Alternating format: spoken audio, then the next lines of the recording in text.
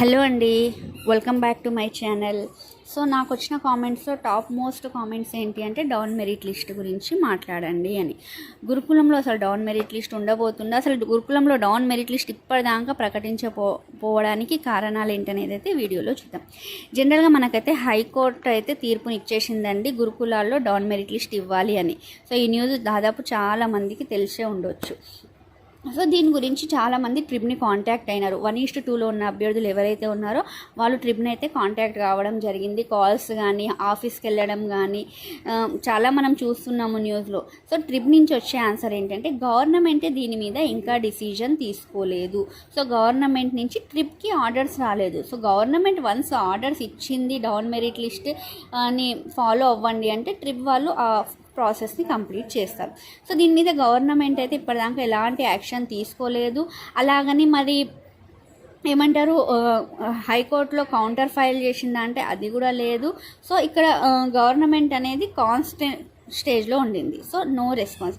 అయితే ఇక్కడ నేను జెన్యున్గా మాట్లాడుకుందాం. ఇప్పుడే డౌన్ మెరిట్ లిస్ట్ ఇవ్వకపోవడానికి గల కారణాలు. సో నేను ఒక చిన్న ఎగ్జాంపుల్ చెప్తానండి. నేను నిజంగా చూసినాను ఈ ఎగ్జాంపుల్. సో నాకు తెలిసిన ఒక అభ్యర్థి తనకి ఏమైంది అంటే ఇక్కడ ఫస్ట్ మనకు అందరికీ తెలిసిందే కదండి, పీజీటీ జేఎల్ డిఎల్కి ఫస్ట్ పేపర్ అనేది కామన్. పీజీటీ అండ్ జేఎల్కి అయితే సెకండ్ పేపర్ కూడా కామన్ అండ్ థర్డ్ పేపర్ మాత్రమే డిఫరెన్స్ ఉంది. డిఎల్కి అయితే సెకండ్ పేపర్ డిఫరెంట్. ఇలా ఫస్ట్ పేపర్ కామన్ ఉండడం వల్ల తనకి 3 జాబ్స్ వచ్చినాయండి. జేఎల్ వచ్చింది, పీజీటీ వచ్చింది అండ్ డిఎల్ కూడా వచ్చింది.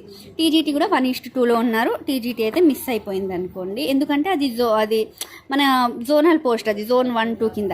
ఇవి వచ్చేసి మల్టీ జోనల్ పోస్ట్ కాబట్టి జాబ్ వచ్చింది. సో రెండేమో సేమ్ సొసైటీలో వచ్చినవి, ఒక క్యాడర్ మాత్రం డిఫరెంట్ సొసైటీలో వచ్చింది. ఇప్పుడు తను ఒక్క పర్సన్ అయితే 3 ఉద్యోగాలు జాయిన్ అవ్వలేరు, ఒకటే ఉద్యోగం జాయిన్ కావాలి. ఇక్కడ చాలా మంది అభ్యర్థుల్లో జరిగేది ఇదేనండి. ఒక్కొక్కరికి 2, 3 ఉద్యోగాల్లో జాబ్ వచ్చేసింది. వాళ్ళకి అపాయింట్మెంట్ ఆర్డర్ కూడా 3 జాబ్స్కి 2 జాబ్స్కి తీసేసుకున్నారు. ఇప్పుడు వాళ్ళు ఉద్యోగం వచ్చిన అభ్యర్థుల ఆలోచన ఎలా ఉంది అంటే, ఒకటి కొంతమంది క్యాడర్ గురించి ఆలోచిస్తున్నారు. క్యాడర్ బాగుంటే డిఎల్ క్యాడర్ అంటే డిఎల్ క్యాడర్కి వెళ్ళిపోతున్నారు.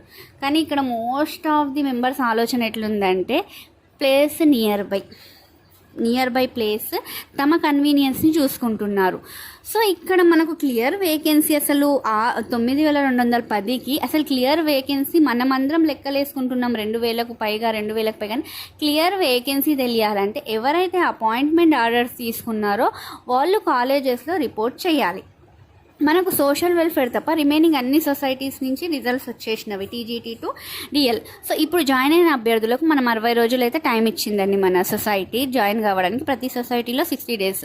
ఆ 60 డేస్లో వాళ్ళు 2-3 ఉద్యోగాలు వచ్చిన అభ్యర్థులు జాయిన్ అయిపోతే ఏదో ఒక జాబ్కే జాయిన్ అవ్వగలుగుతారు వాళ్ళు. సో అక్కడ జాయిన్ అయిపోయి వాళ్ళు 1 lakh బాండ్ సబ్మిట్ చేసినాక వాళ్ళు అక్కడ రిపోర్ట్ అయితే మనకు రిమైనింగ్ పోస్టులు అసలు వేకెన్సీ ఎన్ని ఉన్నవి, ఏ క్యాడర్లో ఎన్ని వేకెన్సీస్ ఉన్నవి అనేది తెలుస్తుంది.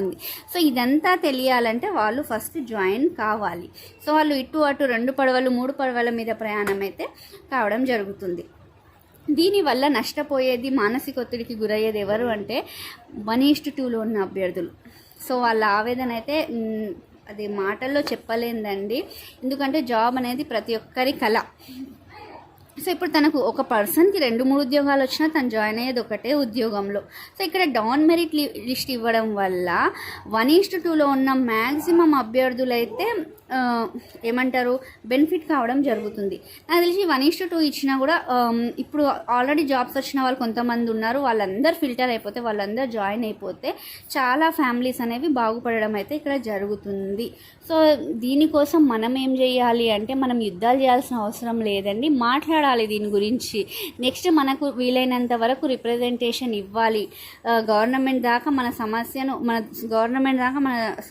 గవర్నమెంట్ దృష్టికి తీసుకెళ్తేనే మనకు దీనికి పరిష్కారం అనేది దొరుకుతుంది. లేదంటే మాత్రం దీనికి పరిష్కారం లేదు. వన్స్ వీళ్ళు 60 డేస్ తర్వాత వీళ్ళు జాయిన్ అయిపోతే మనకు క్లియర్ వేకెన్సీ వచ్చే వరకు మనము గవర్నమెంట్ దగ్గర నుంచి ఒక జియో కానీ, అంటే ఇంతకుముందు చెప్పారండి గవర్నమెంట్ అఫీషియల్స్ కూడా ఇస్తాము అన్నారు, కానీ అది ఒక పేపర్ రూపంలో దాల్చాలి. మనకి ఏదైనా ఒక పేపర్, ఒక జియో, ఒక సర్క్యులర్ ఫామ్లో వస్తేనే అది ఇంప్లిమెంట్ అవుతుంది. సో డౌన్ మెరిట్ లిస్ట్ ఇస్తే చాలామంది ఉద్యోగాల జీవితాలు బాగుపడతాయి. కానీ కానీ ఇక్కడ జరిగేది ఏంటి, ఇంకొకటి చెప్తాను నేను.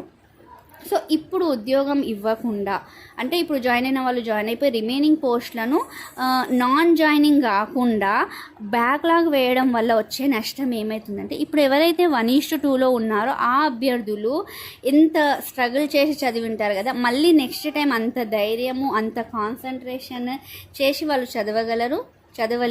ఒకసారి దెబ్బ పడిన తర్వాత కొంచెం కష్టం అండి. సో నెక్స్ట్ టైం మళ్ళీ వాళ్ళ మెరిట్లో వస్తారా లేదా అనేది తెలియదు. అంటే మళ్ళీ ప్రిపేర్ కావాలి, మళ్ళీ ఎగ్జామ్ రాయాలి, మళ్ళీ సేమ్ ప్రాసెస్ రిపీట్ అవుతుంది. సో దీని బదులు మనం డౌన్ మెరిట్ లిస్ట్ గురించి మన గవర్నమెంట్కి దృష్టికి తీసుకెళ్ళాలి. సో గవర్నమెంట్ అనేది తప్పకుండా దీన్ని అర్థం చేసుకొని డౌన్ మెరిట్ లిస్ట్ ఇచ్చి ఎన్నో వేల కుటుంబాల జీవితాల్లో వెలుగులు నింపుతుందని ఆశిద్దామండి. Thank you.